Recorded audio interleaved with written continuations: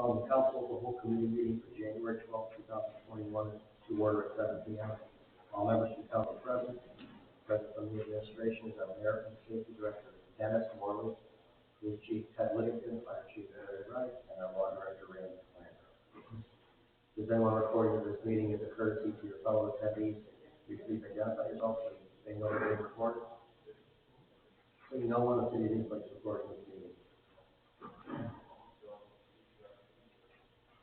Under legislation proposed, we have legislation 1-12-01, an ordinance to amend section 155.38 insurance. Originally with the union and the 155, the insurance rate contribution was 10%. These for the next 3 years of 11, 20, 21, and 22. We already did 20, so it's 11% last year. It'll be 12% this year and 13% next year. So this just shows the changes, and then what we agreed to with all labor unions. That's for right now we're still waiting to answer our police negotiations. But this is that's all extra 155 numbers for their contribution. Any questions for the mayor? If no, we'll move on to legislation pending. Third reading of legislation number 12-08-05. This is an ordinance for CUP for sale of firearms. This is for us sent over the email with Carolyn and myself and Plan Commission. And I sent you guys an email with the indicative license, so again, this is the final reading of it. So everything's in order? That? So everything is in order? Yeah, everything's in order. Nothing under miscellaneous? This Council-as-a-Whole committee meeting is adjourned at 7:03 p.m. Calling the regular council meeting of January 12, 2021 to order at 7:04 p.m. Mr. Zern, will you lead the pledge of allegiance? I pledge allegiance to the flag of the United States of America and to the republic for which it stands, one nation, under God, indivisible, with liberty and justice for all. Mr. Zern, will you please call the roll? Here. Mr. Singh. Here. Mr. Scott. Here. Mr. Gully. Here. Mr. Evans. Here. Mr. Overstreet. Here. And President Myers. Yes. So a motion to approve the agenda for the regular council meeting of January 12, 2021. So moved. There's a second. Second. Mr. Zern, will you please call the roll? Mr. Zern, yes. Mr. Scott. Yeah. Mr. Casetta. Yeah. Mr. Gully. Yes. Mr. Evans. Yeah. Mr. Overstreet. And President Myers. Yes, the motion clear the agenda is approved. We have no minutes to approve at this time. Which we'll have those up for the next meeting unless you have technical difficulties pulling up the recording of the meetings.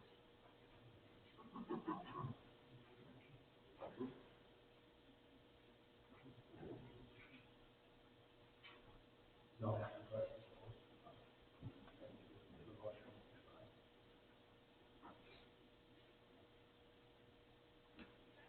The next schedule of Council-as-a-Whole committee meeting is scheduled for Tuesday, January 26, 2021 at 7 p.m. With the regular council meeting immediately following the adjournment of the Council-as-a-Whole committee meeting. Mr. Zuri, I believe you have a motion. Yes, thank you, Mr. President. I hereby move to approve the moral claims of Lisa Gleason in the amount of $716.02 for damage to her car, position of the city. Just a little background on it. When we were plowing snow, big piece of curb road went in her driveway. The snow obviously accumulated more. When she pulled in, she ran into a big hole in her bumper. So, talking to Nick Fields, and I feel that we should pay for her bumper to be repaired, and that is the for it. Any questions for them, Mr. Evers? Did she bring in repair bills? Yes. Their insurance company paid them, or no? No, she's waiting on us. Yeah, we have all the things. The only thing for our that I believe we told the company that's fixing the car takes the tax off. We're not paying any tax. We're picking up the entire cost. Anyone else have any questions for that? Someone like to second the motion?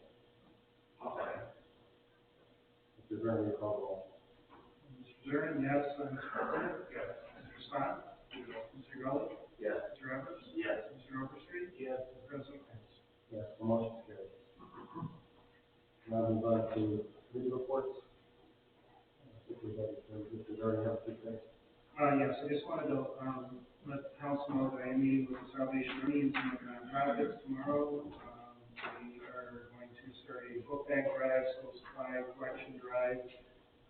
Since the schools are reopening, they've been virtual for a long time. I think there's a great need out there, with, what's happened in the last year. So, we're going to be collecting that, I'll be posting that, and, probably have a few distribution in Painesville, one in Moeller, for the, local school system here. Also, just wanted to give a report on the free kids meal. We did, on Saturday, we distributed about 500 pizzas from Master Pizza Eastlake. It went really well. We handed out 420 codes. It was wonderful. It was great. Helped a lot of people. We announced the next one, which is Saturday, February 6th, at Willow Praise. It's sponsored by Sports Fanatics. We're going to kind of celebrate President's Day with President Lincoln and Washington there to play to the kids and things they come through for their lunch. And also, as a reminder, there's a Vine Street Board of Business meeting. It is January 21st, Thursday. It's at 3 o'clock, and that is held at Willow Creek. And that concludes my report. Do you have any questions? On those book back drives and what have you, I know that the courts are still looking for opportunities for defendants to do community service, because COVID hasn't given us a lot, so it's not our opportunity for COVID. So there might be a connection there, maybe about probation, Oh, that'd be great. yeah, I would get it. Okay, thank you, I appreciate it. Anyone else? Okay. We'll move on to recognition of the public. For now, the recognition of the public, speakers all allowed to be directed to the chair, but it will not involve personality. They're limited to 3 minutes per person, starting at all. No one is entitled to speak. Is there anyone who wishes to address the council? Anyone? Okay. We will move on to legislation proposed. Mr. Vernon, will you read legislation number 1-12-01? Ordinance amending section 155.38, insurances of the codified ordinances of the city of Eastlake, specifically subsection A, and declaring an emergency. Is there a motion to suspend the rule requiring second reading to read the report? So, Is there a second? Second. Mr. Vernon, please call the roll. Mr. Epps? yes. Mr. Spot? Yes. Mr. Kuzma? Yes. Mr. Gully? Yes. Mr. Overstreet? Yes. Mr. Kazarian, yes, and President Hines. Yes. Is there a motion to adopt? Move to adopt. Is there a second? Second. Mr. Vernon, please call the roll. Mr. Evans? Mr. Spot? Yes. Mr. Kuzma? Yes. Mr. Gully? Yes. Mr. Overstreet? Yes. Mr. Kazarian, yes, and President Hines. Yes. The motion carries. The legislation is approved. We'll move on to legislation pending. This is our third reading. It's legislation number 12-08-05. Can you read the ordinance, Mr. Vernon?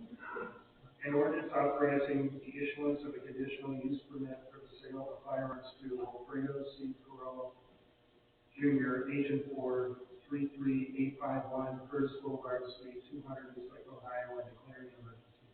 Is there a motion to suspend the rule requiring separate readings of reading the report? Is there a second? Second. Mr. Vernon, please call the roll. Mr. Spot? Yes. Mr. Gully? Yes. Mr. Kuzma?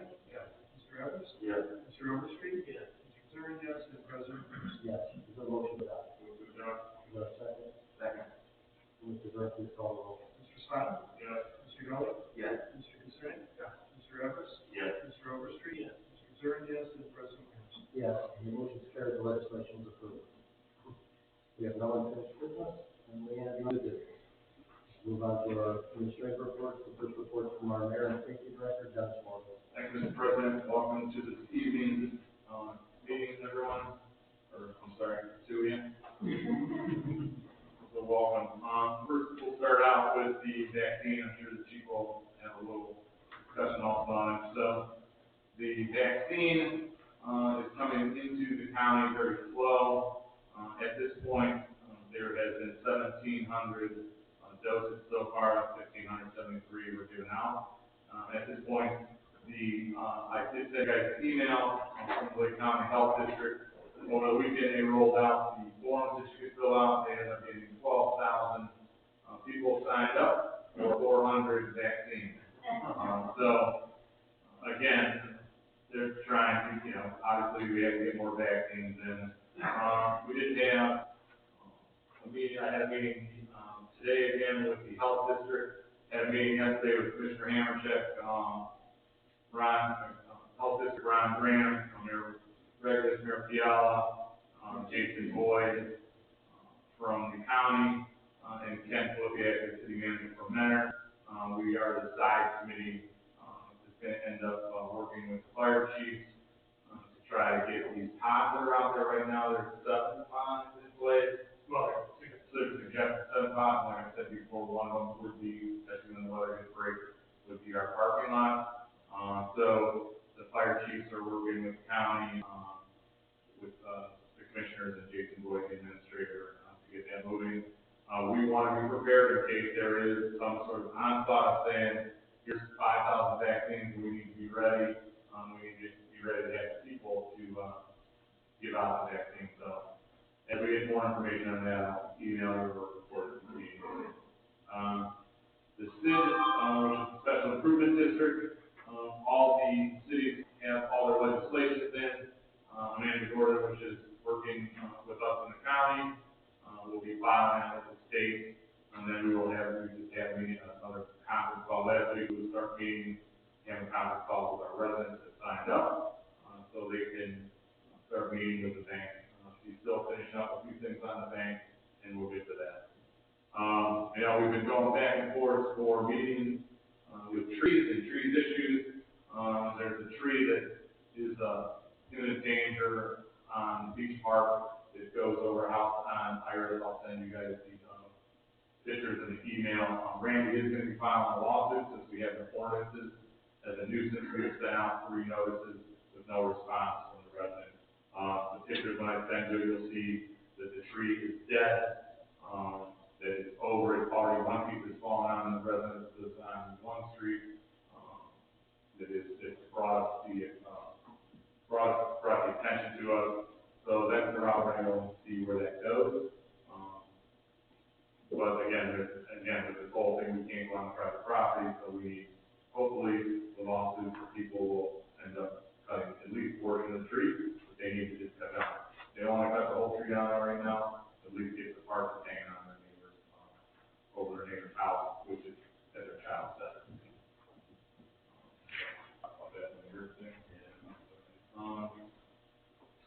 The EMA also I posted on our website or on our social media. It's called the WEN, Wireless Emergency Notification System. It's a new system that the county put in for the emergency management system. You can go on there and sign up for what you actually want to be called for. Obviously, the big one in our city is the river. When I do the reverse 911 call out to the harbor area and the offsets off East Island and West Island and everywhere. But on there you can pick what you want. You can have snowstorms and different things on there. So you can sign on and I can forward you guys all the emails that they just sent us out also. Rita, to contact Rita, I guess, Mentor Finance, person from Mentor Finance called me today because that's where the Rita office was, and Rita's not in there because of COVID. Mentor did say that they would put up the barriers and everything, and Rita declined. Especially our older residents coming in here already for taxes, there's no one there. So the 800 number is kind of, you go on the 800 and you got to hit different numbers. So I'm going to try to talk to Rita, talk to American managers for us to send a letter to Rita, try to get that tax, especially during tax season. If nothing else, it's made. The problem is, from what Mentor told me today, everyone keeps going in there, and they go up to their offices. Also, Judy and Marion Norman, program manager for Lake County Plan and Community Development. We will be rolling out for our homeowners through the Lake County Commissioner's Office and the Department of Housing and Urban Development. home repairs. Again, you'll have to fall into where your income falls in, and again, I'll send you that email. We just got done with the letters today, what's going on. We'll be in the area for each park, campers, Woodstock, Clinton, all those areas, at this point. Start, I think they said 348 households are sending them out to. So, I will get you more information, and again, I'll send you the email. So, Judy and Mary will be working on that. With that concludes my report, and I'm open for questions. Any questions for Matt? Thank you, Matt. You're welcome. We will move on to our fire chief, Ted Whitaker. Thank you, Mr. President. So like the mayor had said, the vaccine program, as it is today, has rolled out. I want to say this, I'm going to get a lot of information. Lake County Health Department has done a wonderful job. The problem isn't so much the distribution, it's the lack of supply. And that's not getting on the vaccine. So what's happened over the last 3 weeks, we've had 13 firefighters get first shot. The two of them today, so I haven't talked to them yet about their shot. The 11 prior, their first shot, the only thing that all of us reported was a sore arm. And outside of that, there was really nothing else. I know that the second shot does offer more of a side effect, so we'll most certainly keep an eye on that. But really what's happening is on Monday morning, the county gets made aware of how many vaccines they're actually going to have for the Tuesday distribution. And so there's about a 20-hour window or less to figure some of this mess out. And so, again, the county, with the help of the LEPC, has really done a nice job. I get an email on Monday morning, tells me how many spots the fire department actually has. We've done a survey with the police and fire, and I think teachers have too. And based on that survey, you get somebody will get prioritized. There's 4 priorities. So obviously, priority 1 is the main group of people that try to get the vaccine first. So I really want to make sure everybody knows that the health department of the county has really done a nice job. It's just that the vaccine is just not there. So I think that just as I suspected, most people are being very fatigued with COVID, and I think that most people have done their very, very best to get through this, and there's been tons of sacrifice. So now we have, for a lack of a better term, a cure, a way out of this mess, and it's just not happening fast enough. So I think there'll be probably, hopefully, I pray, a lot more political pressure on our governor, and maybe at the federal level to start getting things distributed to the county.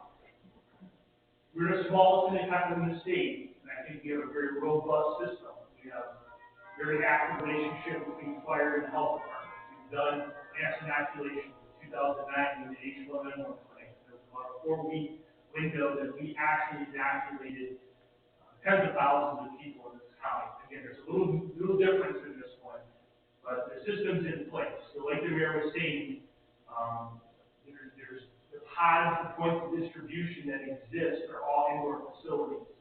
So what the health department has done is they've proposed 7 new sites. Those would be drive-up sites. So if you read the News Herald this morning, the Woodville sheet put out an article that Woodville Station would be one of those sites. Again, there's 7 proposed. I don't know how it would look as far as if you use all 7, if there would be a east, west, and central location, but we are part of that discussion. So the plans are in place, and most certainly, to the mayor's point, if somehow Lake County on that Monday morning says we have 5,000 vaccines, we want to make sure we're ready to vaccinate 5,000 people. The problem with these vaccines is kind of throws a curveball. It's twofold. There's a 2-shot process instead of just a 1-shot. And storage is terrible. It has to be maintained at a temperature. Both of them do. One is colder than the other. But as soon as you thaw the vaccine to start administering the shot, that vial has to be used in like a 6-hour window. And so there's always this fight internally, whether how much you should thaw and how much you can't thaw, kind of thing. So you're really, from a logistical point of view, it's really a tough thing. But I think that the longer this goes, the quicker we can grab some of our heads around this. Hopefully we'll start seeing more. Again, priority is, again, correct me if I'm wrong, but I know that we're getting into the 1B. The 1B was, I know law enforcement's part of that. 1B, I know school teachers, K through 12 are part of that. And I believe this is 75 or 65 and older. And like the mayor said, you've already got 12,000 people signing up for these vaccines. So there's really a need to push a little bit more and get some of this stuff pushed out. It can't go much longer. And I think that, from a regional point of view, again, I always don't put much credence to studies and stuff like that, but I think that even in this region, I'm not sure we're getting a ton of vaccine yet. So hopefully that will change a little bit. I know that at the federal level, we'll see a change in the regime, and maybe the priority, I think that right now at the federal level, there's a lot of confusion about what our priority should be. And that means the priority should be from everybody that's elected official is the vaccine. But I know that that's not, the agenda at this point, so I will certainly not judge it. I just want everybody to know if you're getting calls from constituents, I know that we've worked very hard over the years to bolster a good relationship with health. I think that if we start seeing larger quantities of vaccine, I will certainly can assure you that the plan in place will allow us to start vaccinating greater numbers. I mean, literally, again, America correct me, but I think over the last 3 weeks, they get 400 or 500 doses for an entire county of 4 million people. And remember, that's one dose.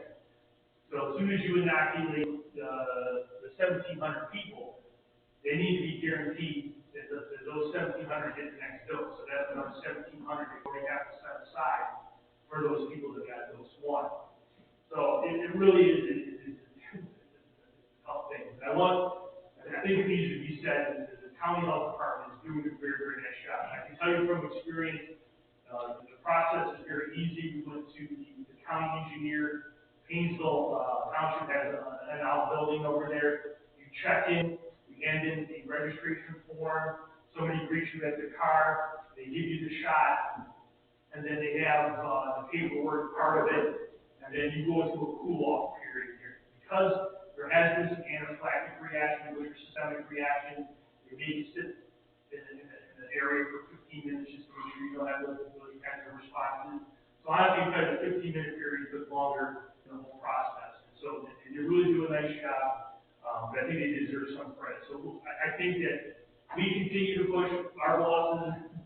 I know I meet with Mayor probably more than he wants to, and I know that some of the senior leadership at the various managers level now are more involved talking to Ron, brand new health department to see what they can do to expedite the process. So really, truly, what we need to do is we need to get vaccines. So if you guys have contacts, political contacts, if you have people you know at the state level that you can start opening some eyes to, or even yelling at or screaming at, we really just need to get vaccines in this county. We need this mess to be over with. We got to get kids in schools. We got to get businesses open back up. We got to get mental health issues starting to be addressed. There's so many other things that are happening in our communities. So I would just say that we'll lean on your political expertise to yell and scream at the right people, and hopefully we'll get that addressed. As always, I want you to know I'm there for you guys. So if you're hearing things, if there's questions like that, call me up. And I most certainly think, I know that the President Myers has already been through some of the shot regime. But if you have people that are concerned, I try to walk through City Hall all the time and talk to the employees. I can't push whether or not I think that the community should be vaccinated. I think it's a personal choice, but I most certainly can tell you my experience with some of the team vaccinated. So I would just say that if you have questions, have them reach out to the fire guys, and we can keep them in the loop. I know I probably talked too long, but I think we're at a crucial point here. Definitely at a crucial point here. We do have, again, I want to say secure, I don't think it's the right term, but we have a way out of this mess. We truly do. And that means that we just need to start getting people shot. So that's all I have to say. But I'm always here for you guys, so other than that, we'll questions. Any questions, Chief? I apologize. Did you go back to the first thing you said? Yeah. I actually probably could. Thank you, Chief. With that being said, we'll move on to our police chief, Larry Rice. Appreciate it. I do agree with the fire chief, he did speak too loud. There was obviously important thing. But seriously, he's been a big help with us as well within the complex, getting people tested because we've had 8 or 9 infections, we've had a couple other people tested, and the process for me has been seamless, where unfortunately I just send him the information and it gets handled. So, you know, I appreciate, and then both professionally and personally trying to figure out what the best course for myself and the officers are. So, you know, Ted is, through nobody's surprise, is working extra hard to do this. We did the swearing in today for the promotions. John McCullough is moving to lieutenant, Chris Weber to sergeant. John McCullough's father was a lieutenant. Both me and Jim Overstreet worked there. His dad was back one when I got hired, and so John's kind of filling that legacy there. Chris has been with us about 8.5 years, moving to the sergeant rank. Really big deal. A little more reserved than normal. Hoping at some point, you know, post-COVID, we can do what we normally do and get like all of our new hires and promotable positions together for a little bit bigger of an event. We did start, the war on test started on the road yesterday with training. We hired her. She worked at University Hospital, Eastlake North graduate, until again started her training yesterday. We offered the job to Amon Otala, who lives over on the west side with his folks right now. He's a Marine Corps reservist, but we still hired him, Jim. And is a real solid kid. He works for RTA right now. He'll be coming to us, getting started in a couple weeks. Looking forward to getting that going.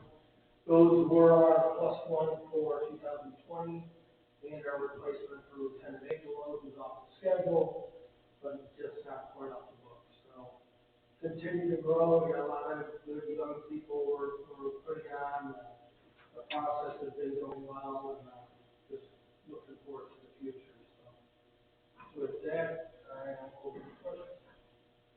Anyone have any questions for the chief? Thank you, chief. And we'll move on to our law director, Randy Clymer. Mr. President, Councilman Mayor, the mayor outlined what we're going to do with that lawsuit. We're just going to get some movement on that tree, so nothing to expect. Multiple questions. Any questions for law? Anyone have anything else? This meeting is adjourned at 7:30 p.m. Actually, we don't want any movement. I took coffee with what colleague you are.